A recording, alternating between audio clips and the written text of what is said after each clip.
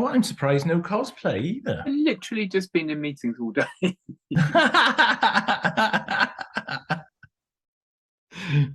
There was me expecting you to have the full gas mask on. What sort of kinks do you think I'm into? To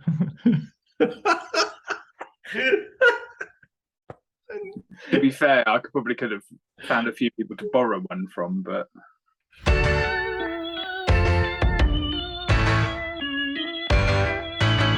hello and welcome to Talking About Doctor Who. Is what we're going to be talking about, not Crown Court, Jason. Doctor Who Series 1. I still don't know, and it's been quite a few weeks in now. I am Paul or P-Bal. Like us, subscribe to us, you will be like us. I'm joined by... hello, it's James. And hello, it's Jason. I'll do it. It gets longer. It's like my mother went to market. It is by the time you get to the end of this one. Previously on Doctor Who and the Talking About, our new bottom is Doctor Who in the Long Game on 16 points. And rising above that, we have End of the World on 18.5, Aliens of London 19.5, Rose on 20, Unquiet Dead on 22, and our joint toppers are Dalek and Father's Day. But that is, you know, is that the end of the story? No. There's another 3. 3 is the magic number.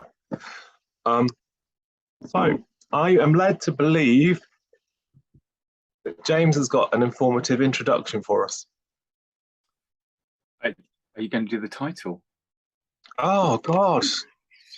Do we need to know what we're talking about? It's not Crown Court. Okay. Today, ladies and gentlemen, we're going to be talking about... Oh, and it's seen as a double, isn't it? It is. Yeah. Okay. We're going to be talking about The Empty Child and the Doctor Dances. Now, the litmus he doesn't dance like Jason.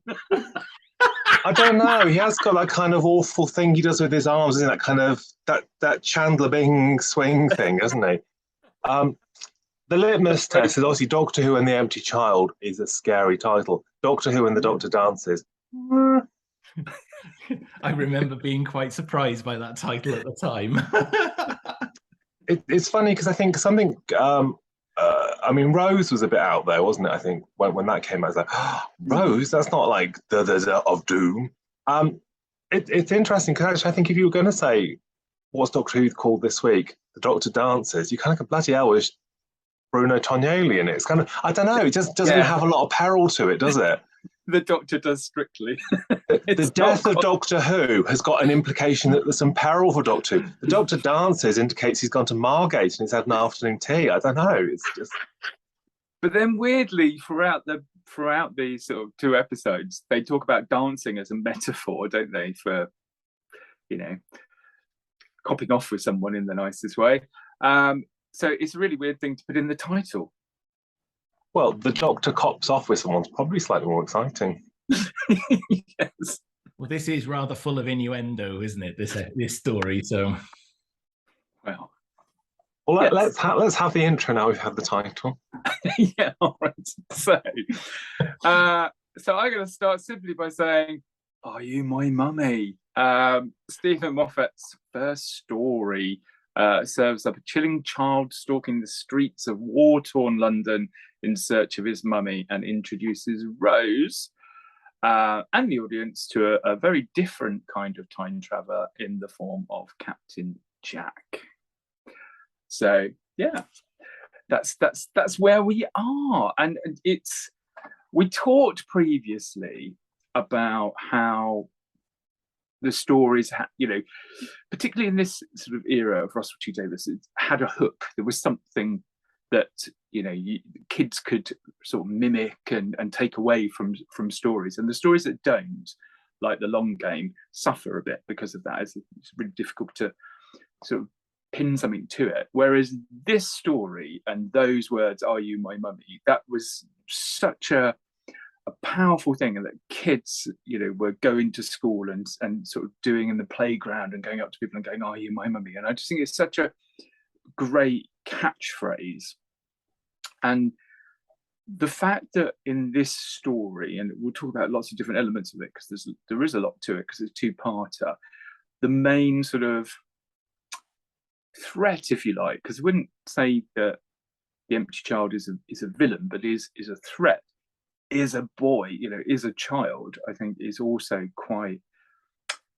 it's quite dark, particularly in the first episode. And you were saying, you're right about the title, but the first episode where you've got sort of things like the TARDIS phone ringing, you've got the Rose following the child through the streets of London, she ends up on a barrage balloon wearing a Union Jack t-shirt above the streets of London, the bit where the doctors with the children in the house, and all the sort of electronic items around the house start working. There is a real sense of this child being so powerful and a real sort of danger to the TARDIS team, and it covers a lot of. There is some innuendo in there, absolutely. You've got Captain Jack for a start.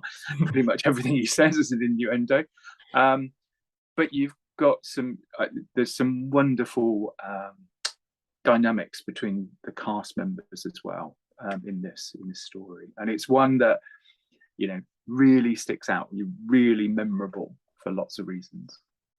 I just want to say that by calling this Steve Moffat's first, you have erased the Rowan Atkinson Doctor from the timeline. First in season 1. It's like his starting script for Doctor Who in this season.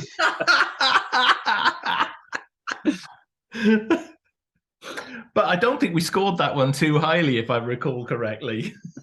I think you two might have done. I think it might have been in your taste. It's actually, I suppose Captain Jack's probably quite a big thing to talk about for this. And it's interesting because knowing quite how annoying he's become progressively since, it's actually interesting to see he's actually a good character and he's got a good bit of energy, and it's quite an interesting lift.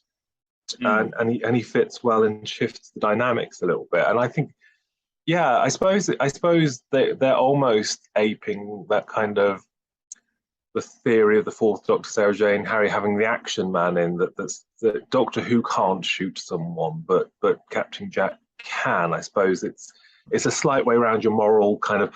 But Doctor Who couldn't shoot them. It's that, yeah, but he can because he hasn't got any morals, so that's all right. So it is an interesting character at this point, and I think he does a good job, and he's instantly. There's a sort of chemistry, and I think there's an association, and it works. Although obviously you don't know straight away, obviously, what his setup is, do you? And I suppose that's something that's uncovered, but I suppose it's been progressively more uncovered since. Yeah, potentially. And you're not bogged down with the introduction. The introduction of the character, I think, is great, and I think it's a great addition to this season.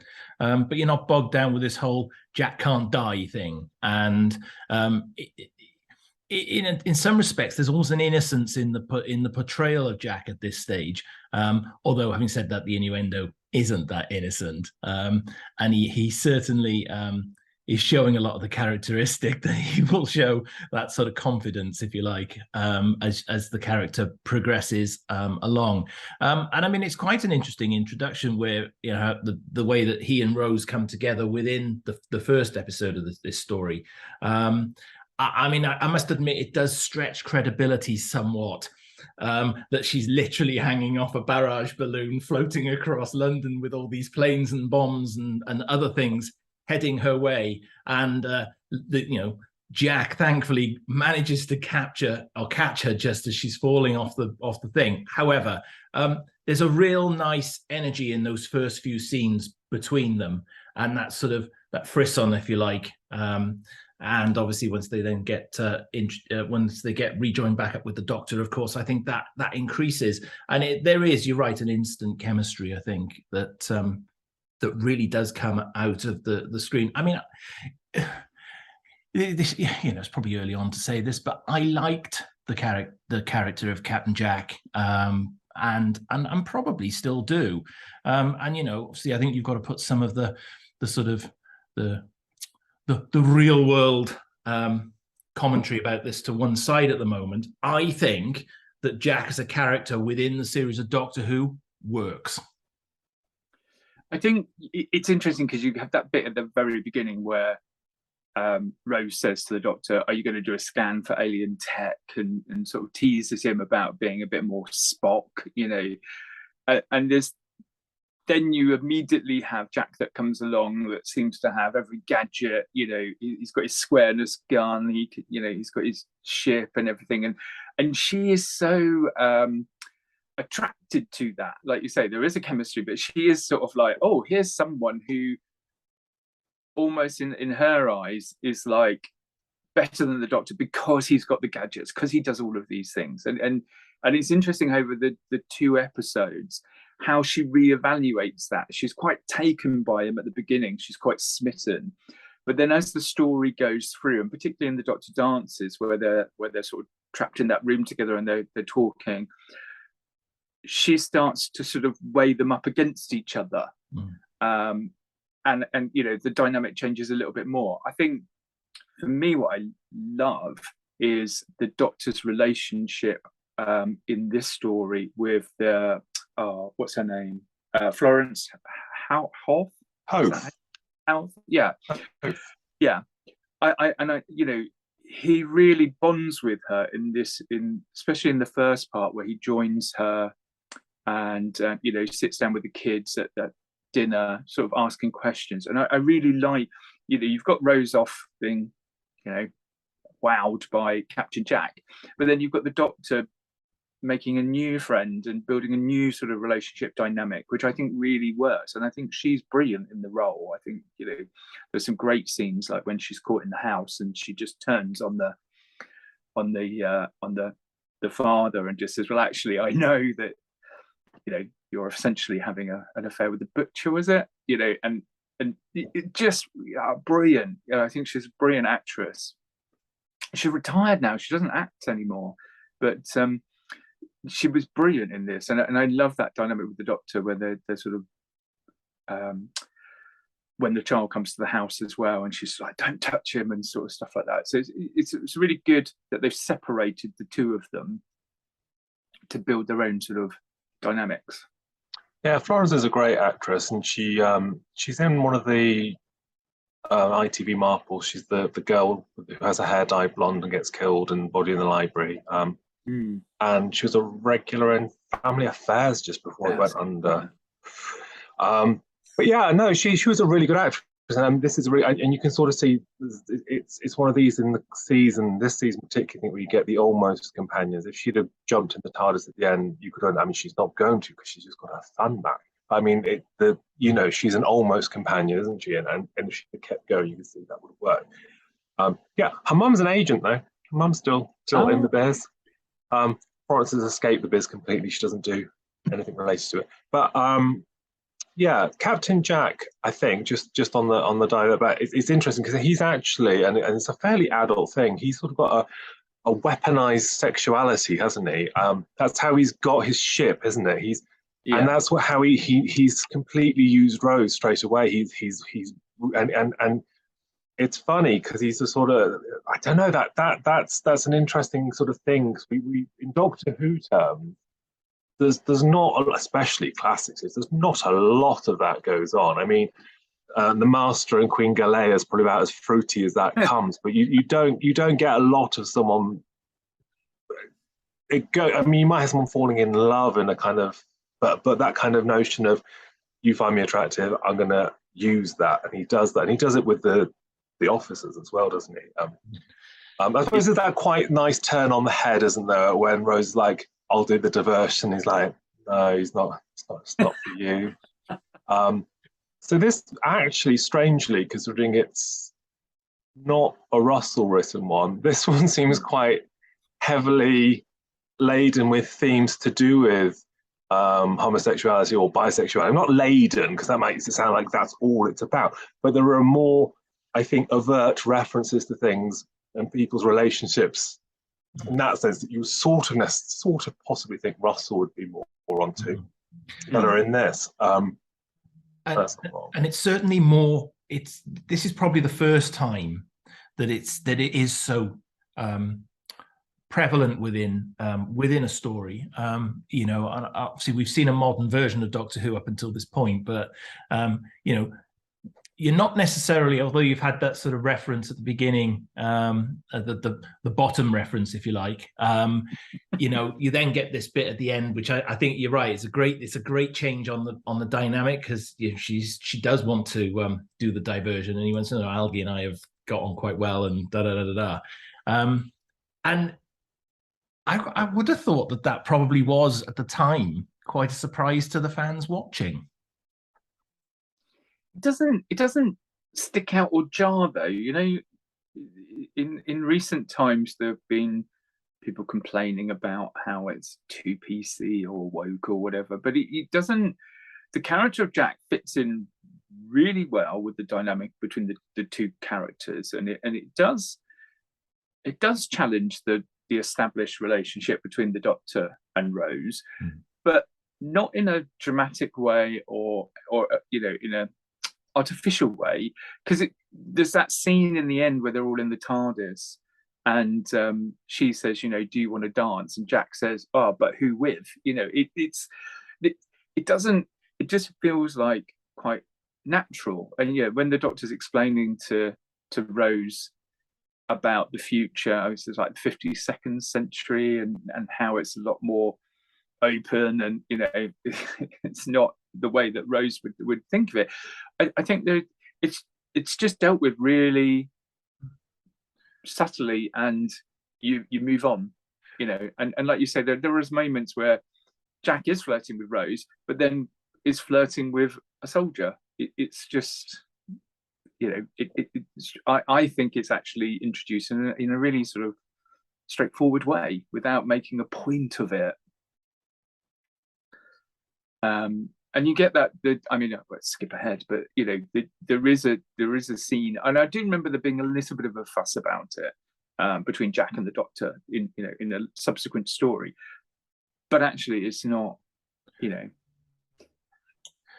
But in some respects, you get that sort of almost jealousy from the Doctor when Jack comes on board as well, and there's that little bit of competition between them, and the Doctor realizes he's got to, you know, he's being compared against Jack, and I think that ruffles his feathers a little bit.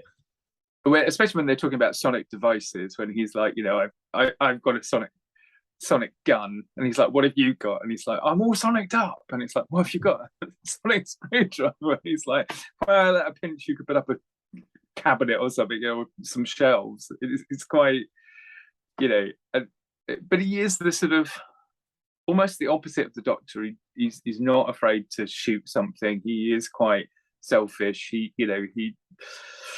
a little bit, you know, on the wrong side sometimes, but at the same time, there is a goodness to his character. There is, you know, when he realizes that he's the cause of the mistake, and at the very end, he's prepared to sacrifice himself to save, you know, the situation when he sort of transports onto the ship and then sort of captures the bomb. He knows at that point that he's, you know, likely to die because the bomb is going to go off. So he does, you know, in the end, he does the right thing. Doesn't necessarily go about it the right way for the rest of the story, but in the end, he does. No, because in the narrative, as you come through the story, you know, he disappears a few times, and it's almost like he's left them to it. He's not gonna be there for them. He's run out. He's that sort of time agent who's only in it for the money, and that sort of comes across. But each and every time, he somehow comes back and, you know, so he gets them out of the situations that they're in. Big controversy here then. So from this episode, we have the Captain Jack action figure in his suit. We have Dr. Constantine. Yes. Everyone's favourite Richard Wilson figure. We have an empty child from this. Where's our Cheryl Ferguson and the Anderson shelter? Why do we not get Cheryl Ferguson and the Anderson shelter as an action set? We got Reapers. I mean, they got the plastic, they got the sets. They could have done it. This was the moment. I always forget she's in it. Whenever I went up to, when they come out of the shelter, because the sort of main scene is with the father. I always forget that it's always like, oh yeah. She sadly didn't get to sing any of the hits of George Michael or anything like that, but she's there, isn't she? Bless her. I mean, Richard Wilson. It's interesting actually because it's not a huge part, but it's a really good part. It's a really creepy part, and he does it so well because it's just the pitch, isn't it? Because it's just letting the notions and delivering the notions of what he's saying hit home that what he's saying is scary. Do you know what I mean? He's not. Yeah. There's a performance coming up in series 2, which I don't want to skip too far ahead, where I think it's what I call a touch of the Richard Byers, where it's completely how you don't do it. Yeah. And I think the Richard Wilson thing is entirely how you do it, because if you overdo it, then it's bad. If you underdo it, then you're bad. There's just that right pitch, and I think there's just that right tone, and he hits it, and it's quite funny because he has that bit, but then I suppose the bit at the end when the master, there's sort of some quite dry comedy, isn't there, where she's grown her leg back. I love that scene. Yes. Well, there is a war on. Maybe he miscounted. But it comes down to this thing: you almost care about the character. He literally has that really sort of short setting of the scene before he's obviously turned into what they believe the human should look like, and you care for the character almost immediately. And it's not just because it's Richard Wilson. There is here's the doctor, Dr. Constantine, and he's clearly been doing all this good to try and save as many people as he can, and then he succumbs to it himself. And I think it's nice that the payoff at the end of the episode gives us that ability for him to survive it. And as the doctor says, for once, this is a good day. This is a good thing. He saved everybody. And up until this point, hasn't had a lot of luck in saving as many people as he perhaps wants to, particularly with the Time War stuff that's happened previously. So, I think it's a nice little all-round performance. It's a small part, but it's a great little performance by Richard Wilson for sure. He gets an action figure. Where is the justice for Jackie Tyler? That's the biggest sting. I mean, Richard Wilson, and I love Richard Wilson. He is in it for a good 5 minutes. Yeah. Jackie Tyler is in episode after episode after episode. She has the big gun to save the world. She has her knickers in the laundrette. Why was there no bloody action figure? Here's the next 3-box. This is the 3-box set now. Big rifle, knickers in hand. You can just see this happening. She's going to get the glory release at some point. No, but then it'll just be a Romana 2 sculpt with a bit chopped off. It'll be something frightening. Right, is that a new head that they've got? No, not really, but we have painted it up. We put the pink jogging suit on. She's all right. They'll buy it, 25 quid. Maybe knows. Yeah, Sarah Jane sort of, cargo pants. It's true. It's like, is this the Frankenstein of Doctor Who merchandising, isn't it? Harry Sullivan's arms. I don't know. It's just like, what have they done to these people? Sorry.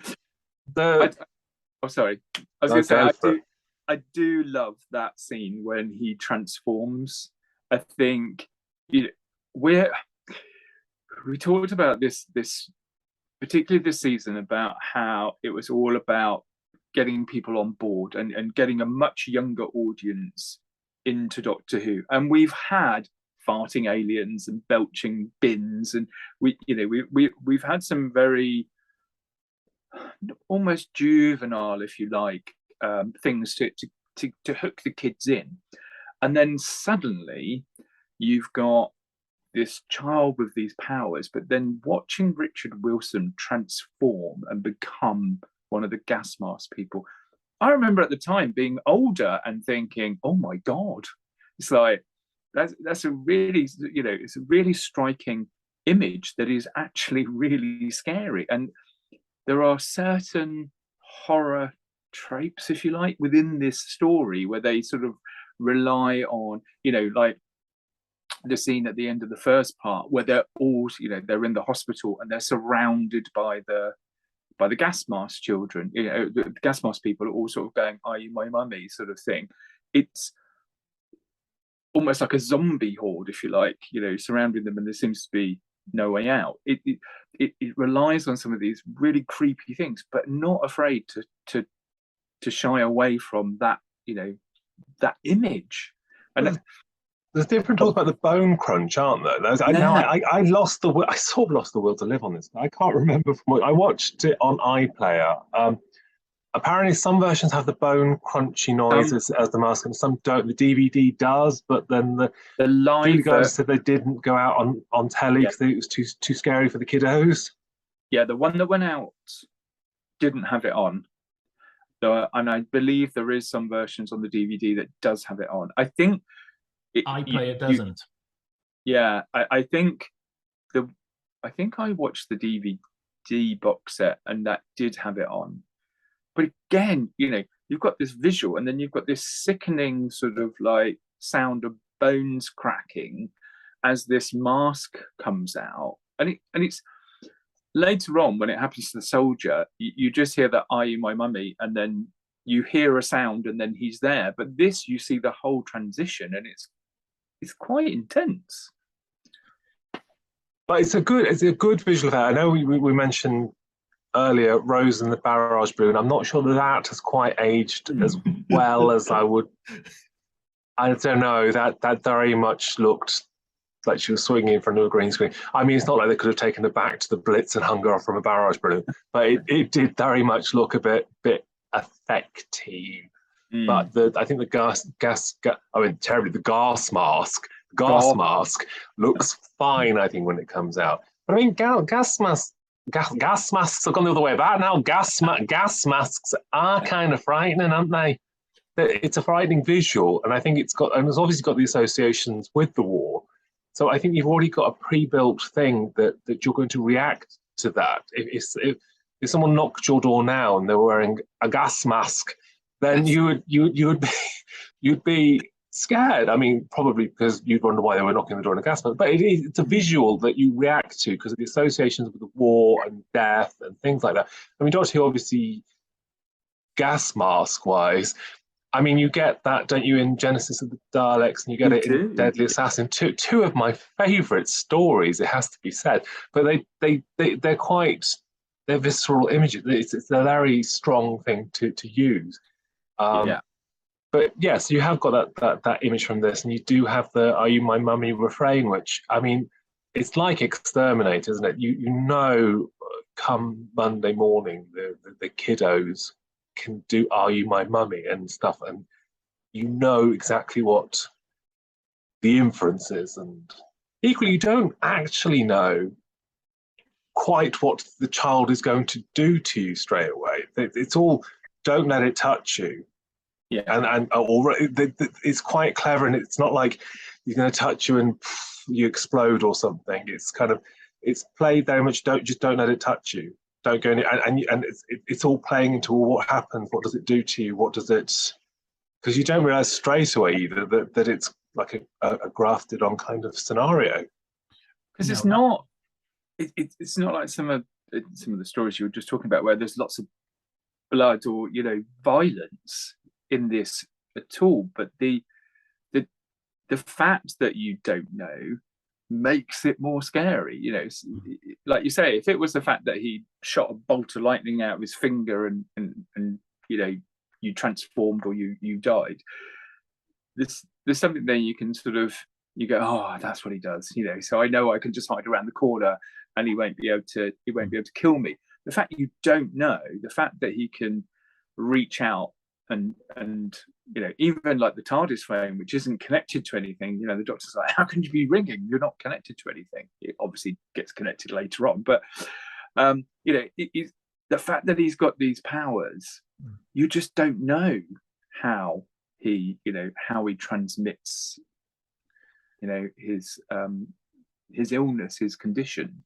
although the powers are slightly mixed, though, aren't they? Because you get the simple foil of a front door that will stops the advance of the child early on in the story, but later in the story, it's perceived that the child can smash through an entire brick wall to get to who it is that it's after, particularly as it's trying to get to the mummy. Is that not the combination of the anxiety of the child with the alien tech? So as the child gets more angry or more frustrated, the power it has. Mm-hmm. Yeah, it isn't a terribly defined set of energies, but I think that's the broad notion. Because I mean, there's the scene, the creepy scene, which it wasn't meant to be in, but it underran, so they added it on afterwards. The typewriter scene is because he wanted it to be a record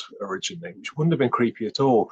But to see the typewriter writing it all out, and it is just that thing of you don't notice that he stopped typing until she says, "Who do you think's typing?" And then off it goes, and that's like, It's like when the tape runs out. When they're in the room that Jamie was first in, and they're listening to the recording, and then they're talking a bit, and then you can hear the sort of flap of the tape, but you can still hear the child talking, and then there is that moment where there's the tape's run out, and then you hear that, "Are you my mummy?" There were just these little moments of horror, it's like something out of a horror film, and it is really good. And you are right, it's different to some of the more, or you'd call slapstick, or aimed at younger viewers moments that you had earlier on. I think the horror is built up really well in this. And when people sit bolt upright in the bed, the sort of gas mask people sit up, and then you think they're about to attack, then they don't, then they do. I think that the cliffhanger rather spoils it, though, for me a little bit in this, because it's a great build up, and there's a lot of menace in that cliffhanger, and the result of the cliffhanger is go to your bed. Now, some would say that's quite clever, but it just feels a little bit of I don't know, it just feels a little bit of a cop-out to me. But this story gets its chance to breathe because it is 2 episodes, and I kind of think at this point that having the 2 parts helps it, but just could have done with a better cliffhanger. I think it's really sweet when the little crestfallen boy puts his little head to one side, and he's like, "Oh," it's like, "Oh no, he's a horrible one, but he's just a little kid." I think it's really, really quite a sweet resolution. I think it's good because they all react as a child, because we are dealing with a child that unfortunately has gone through this horrific experience. That I felt that it was really clever to treat them as a child, and they all react the same way. They all sort of, you see Jamie's reaction with Nancy, but then you see all of the people in the hospital all respond the same way. And I just think for me, that was a quite clever idea, that this is a child you're talking to, not supervillain that's not going to respond to that. And I thought that was quite a nice touch. And then you get the space for them to go away and look at the room and find the recordings and discover a little bit more before the child actually comes back to his room. And I think that's quite clever, that they say go to your room, but then the child does come to the room, and that's when they're in peril again. Everyone gets very excited about Albert Valentine's celebrity mother, though, don't they? They do, don't they? Look at me gone out here. You do know this. No, go on. Empty Child's mum is from Grange Hill, isn't she? Oh, is it? Is she? Betts. Is it Alison Betts? Is that the character, or is that I've even emailed her. I think I've spoken to her, but I dealt with him in the end. But anyway, his mum was Grange Hill regular in the 70s. Wow. this isn't new information. That's why everyone gets excited. But like, oh my god, his mum's in grade. Whenever because he did like, she's like, is his mum coming with him? Is his mum coming with him? It's like, sometimes these families don't move around like in clumps in case you want to just fill your autograph book. You must find Heads up. It's like, I was the empty child. Yeah, but it's your mum coming. Anyway, he's not the voice of it. No, the voice went through 3 progressions because they tried with lovely Zoe Thorne, who we've worked with a few times. She's the girl previously, and she goes on to do the Talkin About. But surprisingly, she sounded too much like a girl. Who'd have thunk it? But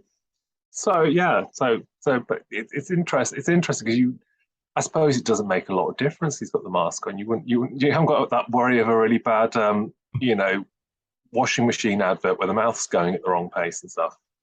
It's that Calgon. But it was one of those downloadable things, wasn't it? Are You My Mummy? So you could have it as your ringtone and stuff on the BBC website, couldn't you? Yeah. I'm making it up. No, you could. Yeah. I had that on, I think it was at the time, it was all like about text message alerts and ringtones. So I had Are You My Mummy? And then I swapped it for the doctor's hologram voice. If this message is activated, I had that as my text message after the empty child. So yeah, I do remember there was a whole load of them that you could download, or you just recorded it off the telly. I remember doing that before. I think that's how I got the Doctor Who theme music for my phone, was I literally just held it up by the telly and recorded it. Wow, technology has moved on so much, hasn't it? Back in the day. My ringtone was Chrissy Watts, murderer. It was always quite fun. It sort of rang me, and also then you just had that kind of thing. What's going on? It was great. They were called real tones, weren't they, at that point? And Yeah, you used to pay a lot, didn't you? And sometimes you bought a CD single, you'd get a free sort of 30 seconds of the song you could download onto your Nokia or whatever. Oh, it was a golden age. I always had the message alert from Day of the Daleks, the phone, the unit phone that goes.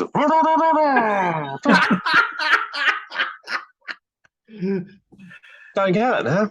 I mean, nobody rings me, but I mean, I don't have the option. I don't think of doing that sort of excitement on my phone. I'd love to have these days. I'd love to have the clang, from Ambassadors of Death. Doing. Well, with the Disney investment, we don't know. This could be the next wave of merch. Could be. Oh, brilliant. I forgot what I was going to say. Oh no! I know. That's not like you. I know. I had a train of thought, and I was going to just say about the cliffhanger, because the next time advert was moved to the very end, so after the credits, because after Aliens of London, people complained that you immediately got it. We've done Cliffhanger Gate. We have, you mad old tart. I'm just saying that obviously. He's repeating for viewers that might have missed it. In my in-depth research into this, it transpires that Stephen Moffat himself emailed Russell after the two-parter, the Slovene one, and said that kind of buggered up your cliffhanger. So when it comes to mine, don't do it. Don't move it. Quality research there, P-Bal. I think that's very well done. In my rapid check for the Grange Hill crowds out there, it's Alison Bettles, who was Faye in Grange Hill 82 to 87. Oh, I remember Faye, yeah. I don't, because I literally was born the year she started doing it. But as the I could always try watching the reruns. We are watching the reruns, but that's another story.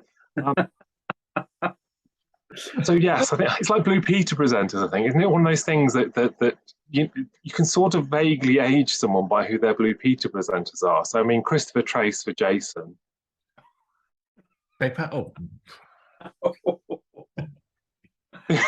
Blue Peter started when Jason was watching this. You were saying Muffin the Mule to me next. I won't watch this newfangled Blue Peter show. It was Muffin the Mule for Muffin the Jason. Mule. Can I just put another shout out that it was my doctor's surgery again that we used at the hospital? Thank you very much. Is it a different? Is it? Oh no, it's just. Did you? No. The Albion Hospital is my doctor's surgery. Not Albion Market. I thought it did say Albion Market for a while because the sign is very like the Albion Market sign that sits above it. So have you worn a gas mask in your local hospital? I haven't, no. He looks really suspicious when he says that. We don't I'm want to just think getting suspicious because it's going to be wartime jokes coming again, isn't it? we don't want to think what they've had to remove for Jason at that hospital. We don't even want to think. Rude. That's rude. But they also there was a lot of trauma filming at Barry Island, wasn't there? Because the ground was the ground not properly leveled or something, where they were filming and they were having trouble lighting it, and then they ended up lighting the entire area and having to abandon shots. And moral there is just don't film on Barry Island. Yeah, I think they've learned the lesson. They haven't filmed this since, I don't think. But it's all sort of down by the sort of thingy bit, isn't it, where the scrapyard was for the railway trains and all that sort of stuff. I think I do think it's quite inventive, some of these some of the locations that they do find for filming Doctor Who in the local area, and some of the locations are nowhere near one another either, and you expected to believe that they're just across the other side of the road, or the hospital superimposed, for example, up on the top by the sort of bomb site. That they are miles away from each other.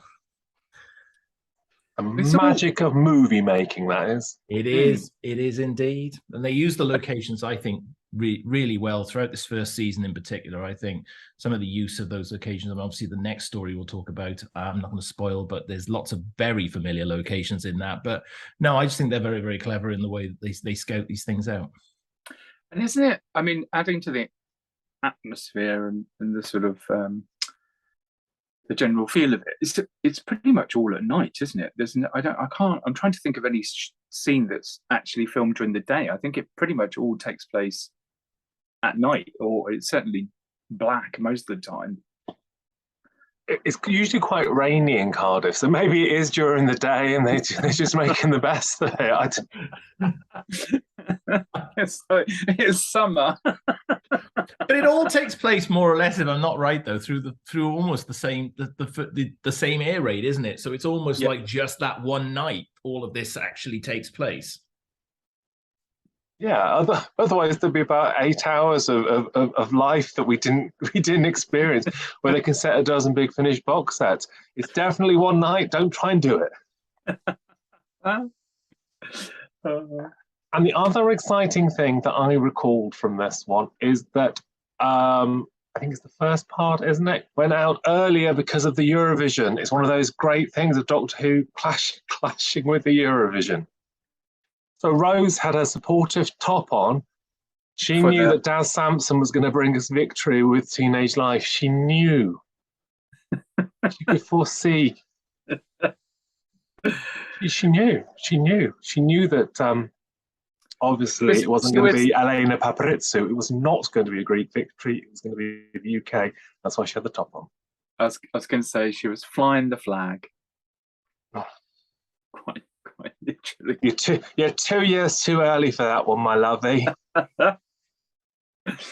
Oh, dear. Literally, I mean, I was explaining to my niece the other day, it's her birthday this week, how can I date that? I only work out how old my nieces are by who represented the UK the years they were born. That's the easiest way for me to do it. Anyway, do we have any exotic facts on Doctor Who and the Empty Child / the Doctor Dancers? Do you know what? I do, and there's quite a few. So yeah. Jason's charging up the Wikipedia page to check. I wasn't going to this week because I always do this, and I think it gets James a little bit grumpy, so I'm not doing it this week. All I'm going to say, dear viewer, is that what you can't see is that when I'm doing this bit, Jason's like, he says he's fact checking me. Not quite sure that's the site he's looking at, but anyway. Tractors. He's looking at tractors. Tractors. Tractators.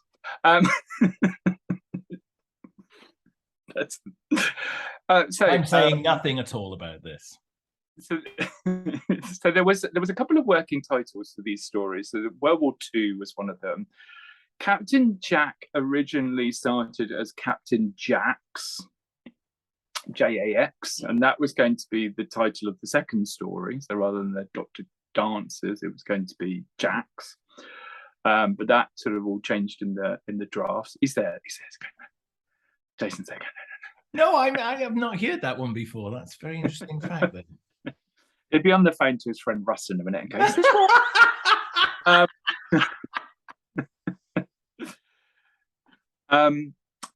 Chula, so the Chula medical ship is actually taken from the name of the restaurant in Hammersmith where all the writers gathered to talk about the stories that they were doing. Early drafts saw there was an additional character which was actually Jamie's father. So it was supposed to be someone helping Nancy sort of every so often during the story, sort of aiding her or aiding the children, that you didn't quite know who that was, and it was going to be revealed at the end that it was actually Jamie's father, but that he was German, and that's why she was sort of ashamed of and didn't want to admit that she was the mother of Jamie. Your Bad Wolf reference is pretty obscure this time round, because it's the name of it's on the bomb and it's in German. And it's Schlechter Wolf, which bizarrely is quite a strange translation, because the Bad Wolf, as in fairy tale, would be something slightly different. But that was the name of the bomb. In the scene where Nancy is using the sonic screwdriver to get through barbed wire, and now the sonic screwdriver can also put barbed wire back together. There we go. An amazing thing. There is the Torchwood Rift in the music score, even though this is long before Torchwood is sort of created. Moffat claims that the squareness gun that was confiscated by the Doctor was then hidden in the TARDIS, and that's how Riversong finds it and uses it in Forest of the Dead. So he says it's the same gun. And originally, the next episode, so Boomtown, was going to feature a storyline where Captain Jack discovered that the Doctor was manipulating Rose's life for her to become the perfect companion, and was going to link back to when the throwaway line he says about the red bike for Christmas, that there was going to be a storyline where the Doctor had visited different points in Rose's life to prepare her to be a companion. But the writer who was due to write that story was unavailable, so they went with Boomtown instead. So that whole sort of storyline was thrown. Bit of fun trivia. I've got loads of these. Bit of fun trivia. The Hungarian title for this episode translates as The Attack of the Mutant Gas Mask People, which I think is a great title for a sort of 1950s B movie. And the tape, which they are listening to in the hospital room, is anachronistic, because actually that kind of tape was not around until after the war, because it was invented in 1930s Germany. So there we go. If you're still with me. I think my life flashed before my eyes at 1.5 speed.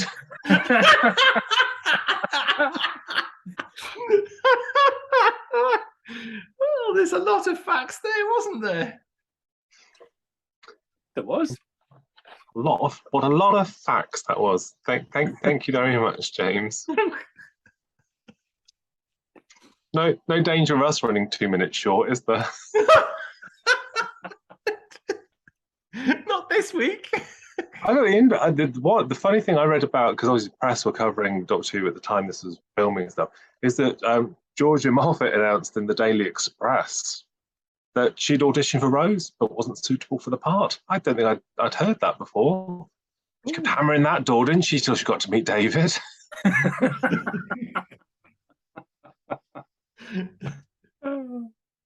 Anyway, so I think the only other thing I'd say before we go to score is it's an interesting one because it's one of the few stories, and I know there's only about 5 of them, so I think someone can list them all out. At the Edge of Destruction, Fury from the Deep, and something else, but where literally everybody lives.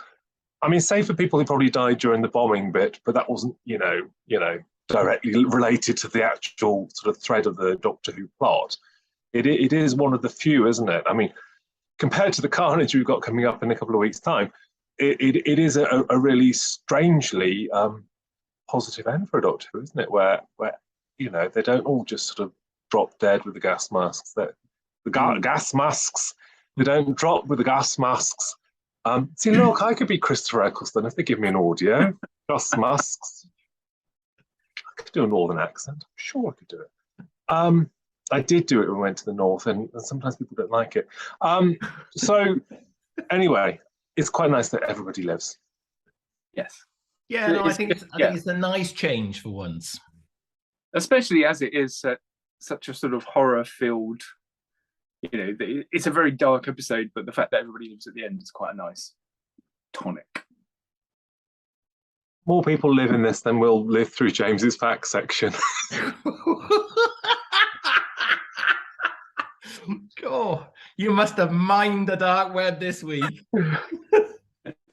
It's like, according to a post-it note in Russell's bin at the time, they were going to have the Doctor's wife in this episode, and she wasn't in the end. But they decided to put it in a future storyline. Rago and Toba were due to make a return because they didn't blow up in the Dominator spaceship, but then Haseman and Lincoln didn't want to do it, so they dropped the next story. The Quarks are going to be inside the bomb.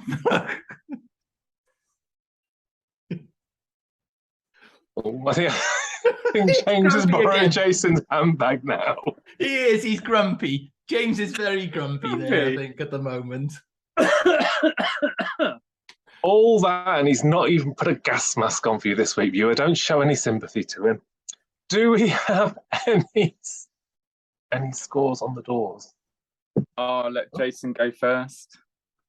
No, I'm having a drink here with my Coke at the moment. All right, I'll go first. Don't you worry. Jason's having Coke and he can't score. Yeah, no, I can. I absolutely can, and I'm going to. So, thank you, James, for giving me the first shot at this one. Really appreciate it. That's all right, Jason. Anytime.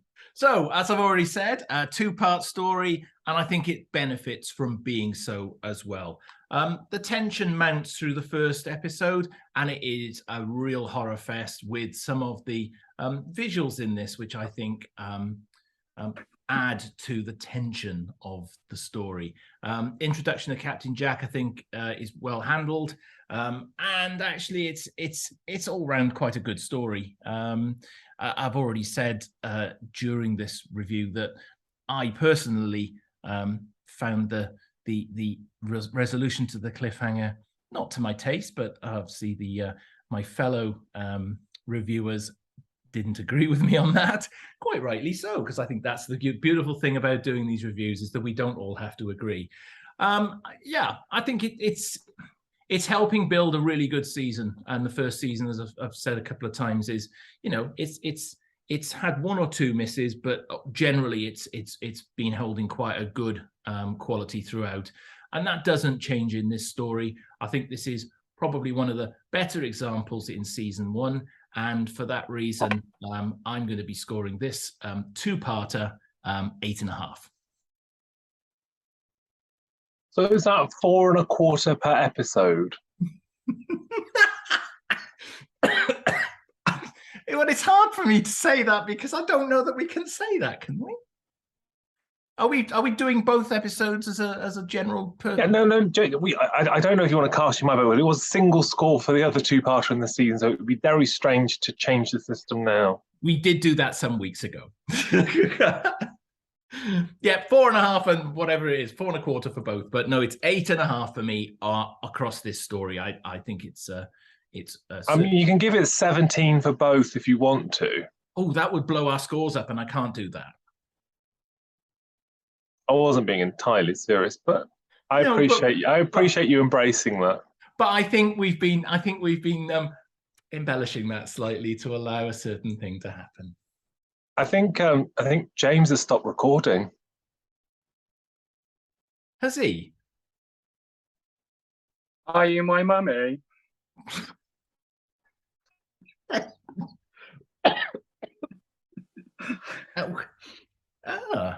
Now, the worry here is that Jason might tell you to go to your room, and I don't know whether some people in the audience will like that or not like that.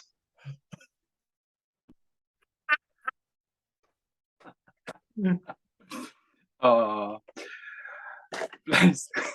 It's off already. It's gone already. Where's that gone? I got cured by the nanogenes. Oh, I'm feeling very shortchanged this week.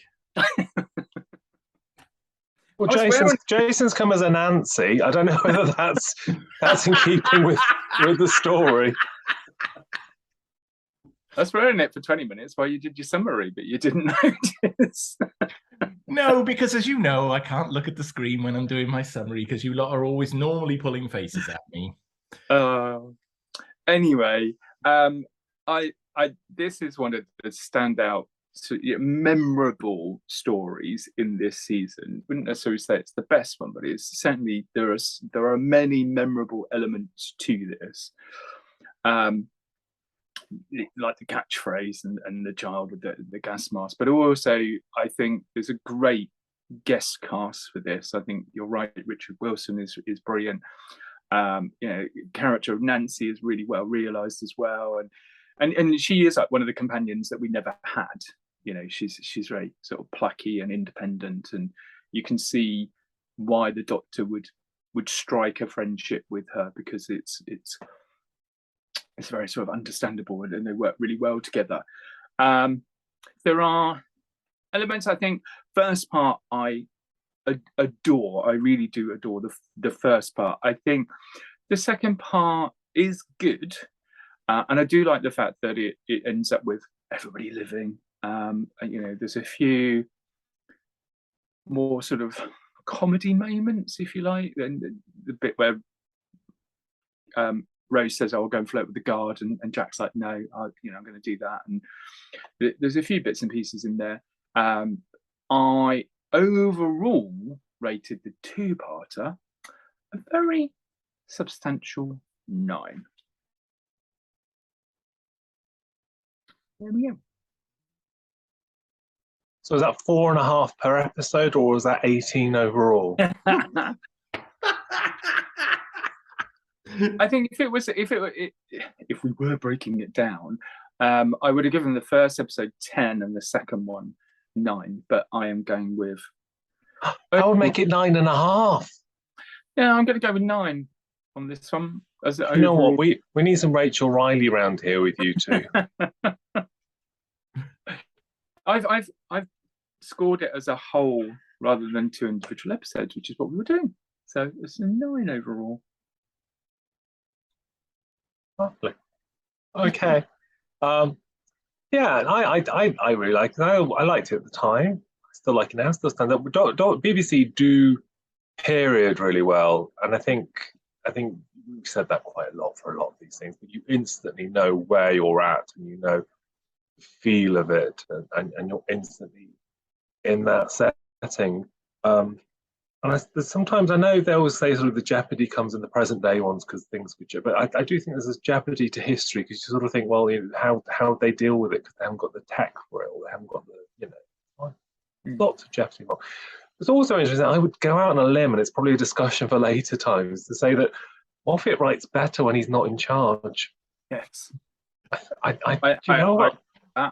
absolutely, 100% on board with that myself. I think Gallifrey Base must be awash with threads based on that. But it's maybe he's just tighter and it's more honed and it's more. I don't know. Maybe he's pulled in a bit. I don't know. There's something. This is a lot better than because it's a whole divert. But when he was announced as taking over, it was like, oh crikey, he did such great scripts. And Yeah. anyway, we won't go down that avenue. I think it's almighty fine, and I scored it a 9. Yay! Hurrah for the gas masks! Get your gas masks on. It really actually hurts me to make that. At work, people used to talk about arts and crafts, and I'm like, "Do you mean arts and crafts?" And I just can't do it. I just can't do it. It's like the gas mask is coming out, and gas mask. Anyway, enough about that nonsense. That means, the radiator made a noise. Spirits are with us. That means that we have a new season leader. Ooh. It's the long game. It's come back. No, it hasn't. It means at 26 and a half. 26 and a half. It has just edged its way by that half a point into the lead. Tense. Always intense. Always intense as a kid. Thank you very much, gentlemen. Thank you as always. Yes, indeed. Pleasure as always. Thanks very much. Well, join us again next week. We've got 2 more to find out our season winner. Will it be either of the 2 stories or what? We've found it already. What do you think? Write it below. We'll see you soon.